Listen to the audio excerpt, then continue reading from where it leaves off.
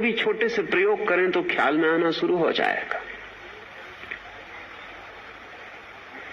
बैठे हैं घर में, सुनना शुरू करें बाहर की आवाजों को, सुनना शुरू करें बाहर की आवाजों को। बहुत जागरूक होकर सुने कि कान क्या क्या सुन रहा है।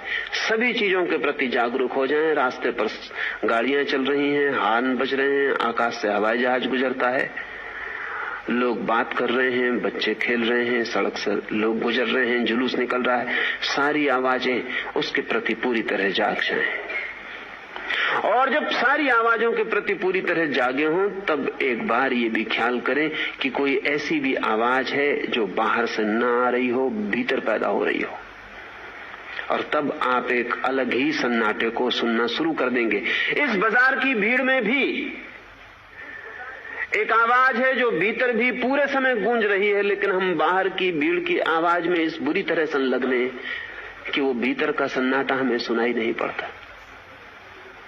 सारी आवाजों को सुनते रहें, लड़े मत, हटे मत, सुनते रहें। सिर्फ एक खोज और भीतर शुरू करें कि क्या इन आवाजों को जो बाहर से आ रही हैं, कोई इन आवाजों में एक ऐसी आवाज भी है जो बाहर से ना आ रही हो, भीतर से पैदा हो रही हो।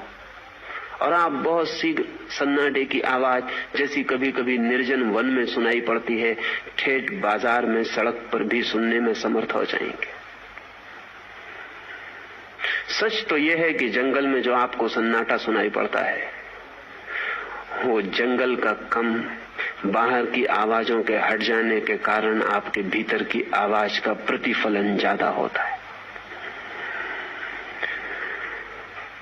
वो सुना जा सकता है। जंगल में जाने की जरूरत नहीं, दोनों कान भी हाथ से बंद कर लें तो यही आवाज बाहर की बंद हो जाएगी। वो भीतर जैसे झिंगुर बोल रहे हो वैसा सन्नाटा भीतर गूंजने लगेगा। ये पहली प्रतीति है भीतर की आवाज की, और इसकी प्रतीति जैसे ही होगी वैसे ही बाहर की आवाजें कम रसपूर्ण मालूम पड़ने लगेंगी। ये भीतर का संगीत आपके रस को पकड़ना शुरू हो जाएगा।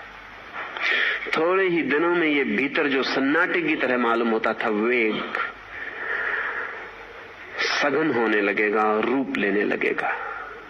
यही सन्नाटा सोहम जैसा धीरे धीरे प्रतीत होने लगेगा।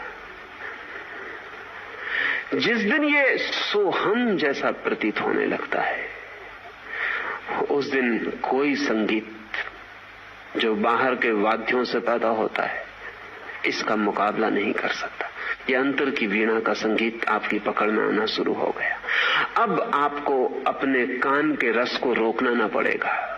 आपको ये ना कहना पड़ेगा कि मैं अब सितार ना सुनूंगा, मैं सितार का त्याग करता हूं। नहीं, अब छोड़ने की कोई जरूरत न रहेगी। आप अचानक पाएंगे कि और भी विराट, और भी श्रेष्ठतर, और भी गहन संगीत उपलब्ध हो गया। और तब आप सितार के सुनने में भी इस संगीत को सुन पाएंगे। तब कोई विपरीत, कोई विरोध, कोई कंट्राडिक्शन नहीं रह जाएगा। तब बाहर का संगीत अंतर के संगीत की फीकी प्रतिध्वनि रह जाएगा। दुश्मनी नहीं रह जाएगी, फीकी प्रतिध्वनि रह जाएगा। और तब आपके भीतर अखंड व्यक्तित्व खड़ा होगा जो बाहर और भीतर का फासला भी नहीं करेगा।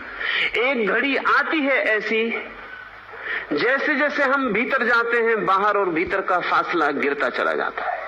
एक घड़ी आती है कि ना कुछ बाहर रह जाता ना कुछ भीतर, एक ही रह जाता है जो बाहर है और भीतर है। जिस दिन ये घड़ी घटती है कि जो बाहर है वही भीतर है, जो भीतर है वही बाहर है, उस दिन ही आप संयम को, उस इक्विलिब्रियम को उपलब्ध हो गए जहां सब सम हो जाता है, जहां सब ठहर जाता है, जहां सब मौन हो जाता है, जहां कोई हलन चलन नहीं होती, जहां कोई भागदौड़ नहीं होती, जहां कोई कंपन नहीं होता। किसी भी इंद्री से शुरू करें और भीतर की तरफ बढ़ते चले जाएं, फौरन ही वो इंद्री आपको भीतर से भी जोड़ने का कारण बन जाएगी। आंख से देखना शुरू करें, फिर आंख बंद कर लें, बाहर के दृश्य देखें, देखते रहें, लड़े मत। और धीरे धीरे धीरे धीरे उसके प्रति जागे जो बाहर से आया हुआ दृश्य ना हो। बहुत शीघ्र आपको बाहर के दो दृश्यों के बीच में भीतर के दृश्यों की झलकें आनी शुरू हो जाएंगी।